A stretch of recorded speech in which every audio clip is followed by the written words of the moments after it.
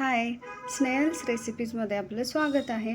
आणि आजची आपली रेसिपी आहे फ्रेंच फ्राईज.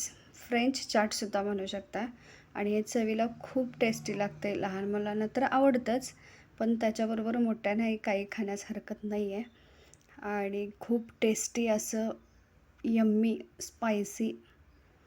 चला तर आपण कसं बनवायचं ते बघूयात. आपण बटाटे 2 घेतलेले आहेत मोठे. लांबीला जेवढे जास्त असतील तेवढे तुमचे काप त्याचे जास्त मोठे होतात, लांबीला होतात. आणि त्याच्या अगोदर महत्त्वाची सूचना म्हणजे 10 मिनिट आपण पाण्यात भिजत घालायचे आहेत बटाटे. आणि बटाटे शक्यतो ताजेच घ्यायचे आहेत.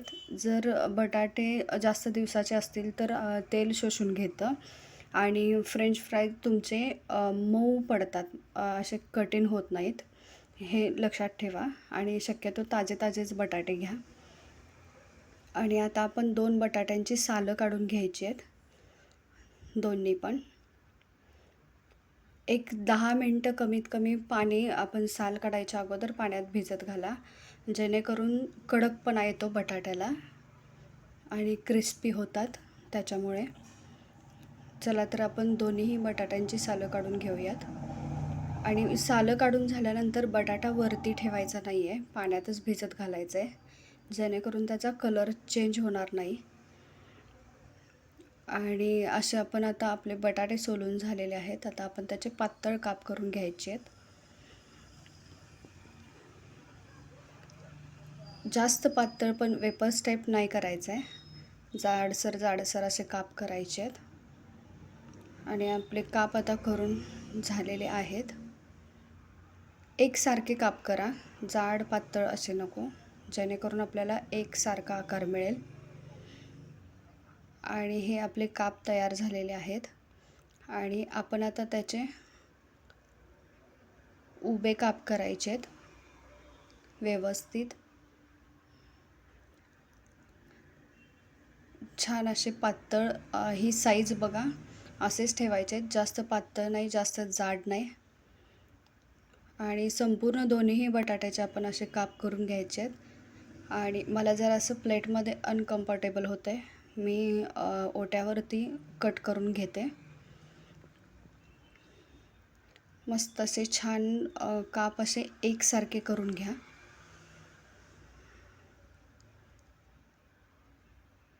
जास्त पातळ पण नाही करायचे, जास्त जाड पण नाही करायचे. ही साईज अगदी योग्य आहे. आणि तुम्ही व्यवस्थित लक्ष देऊन कट करा. खायला तर तुम्ही करून बघा. आणि प्लीज तुम्हाला आवडली तर लाईक करा, शेअर करा आणि प्लीज सबस्क्राईब करा. आणि कमेंट करायला विसरू नका. मी ओट्यावरती कट करून घेते कारण मला एकसारखे काप प्लेटमध्ये कम्फर्ट होत नाही. हे बघा, मस्त आहेत ना. आणि चला, अशा पद्धतीने आपण सगळे काप करून झालेले आहेत. आणि ते कापसुद्धा आपण पाण्यातच ठेवायचे आहेत. आणि 3 ते 4 वेळा आपण ते धुवून घ्यायचं आहे, जेणेकरून त्याचं स्टार्च निघून जाईल. आणि स्टार्च निघाल्यामुळे काय होतं की एक कडकपणा येतो. जर स्टार्च राहिले तर हे मऊ पडतात. त्यामुळे 4 ते 5 वेळा जरी धुतलं तरी चालेल. जोपर्यंत पांढरं पाणी निघतंय तोपर्यंत तुम्ही ते स्वच्छ धुवून घ्या. आणि मी हे 4 ते 5 वेळा स्वच्छ धुवून घेतलेले आहेत. आणि मस्त असे काप तयार झालेले आहेत. आणि आता आपण ते पाणी आपण उकळत ठेवायचं आहे, 1.5 ते 2 ग्लास एका कढईमध्ये. आणि उकळी आल्यानंतर आपण त्यात 1 चमचा, मोठा 1 चमचा, 2 बटाट्यासाठी 1 चमचा आपण मीठ घालायचं आहे. आणि मीठ घातल्यानंतर उकळी आल्यानंतर आपण ते बटाट्याचे काप त्याच्यात घालायचे आहेत. आणि जे छोटे छोटे कडेचे काप आहेत ते सुद्धा तुम्ही वेस्ट करू नका, कारण ते सुद्धा छान कुरकुरीत होतात. त्यामुळे सगळे तुम्ही वापरा, असं काही कडा काढून टाकल्या पाहिजेत असं काही नाही. आणि छान आपलं एक 5 मिनटंसुद्धा हे करू नका, 3 ते 4 मिनटं फक्त आपण उकळीतून काढायचं आहे, कारण आपल्याला मऊ करायचं नाही आहे, फक्त जरासं नरम करायचं आहे. जरा तुम्ही हात हे मोडून बघितलं तरी चालेल. आपण शिजवून घ्यायचं नाही आहे, त्यामुळे 2 ते 3च मिनटं तुम्ही फक्त पाण्यात ठेवा उकळत्या आणि लगेच कॉटनच्या कपड्यावर पसरा आणि कॉटनच्या कपड्यानं वरतून पण पुसून घ्या, म्हणजे पूर्ण हडकतील, पूर्ण पाणी त्याचं निघून जाईल आणि सुकल्यासारखे होतील. हा आपल्याला ड्राय दिसतात ना. आता आपण एका कढईत तेल तापत ठेवलेलं आहे आणि तेल गरम झाल्यानंतर आपण ते सोडायचं आहे आणि पहिली 2 मिनटं आपण फुल गॅसवरतीच हे करूयात, तळूयात आणि 2 मिनटानंतर आपण गॅस बारीक करायचा आहे, जेणेकरून क्रंचीपणा येईल. पूर्ण फुल गॅसवर तळू नका, कारण लगेच कलर येतो आणि आतमधून मऊ राहतात. आपण पहिली 2 मिनटंच आपण फुल गॅसवरती तळायचं आहे, उरलेले आपण बारीक गॅसवरती असं खळखळ होईपर्यंत, खळखळ वाजेपर्यंत आपण तळायचं आहे.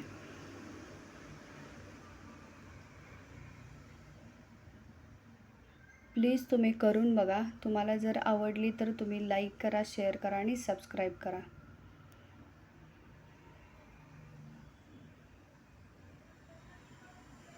मुलांसाठी हे खूप टेस्टी आणि त्यांना तर खूप आवडते हे.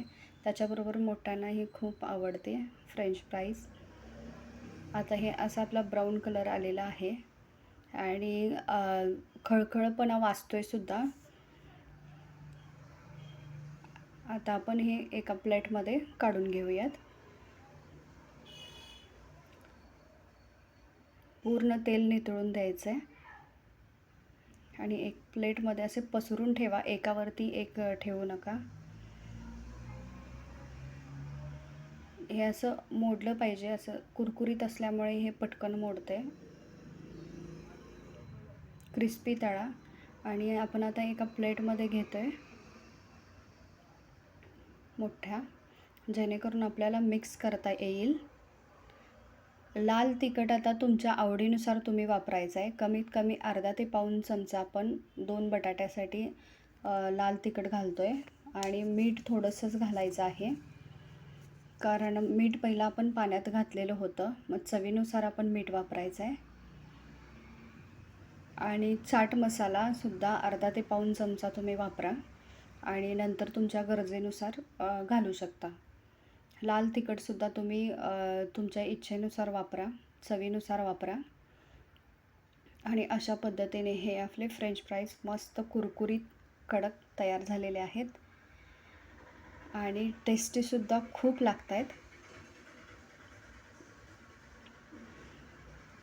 थँक्यू.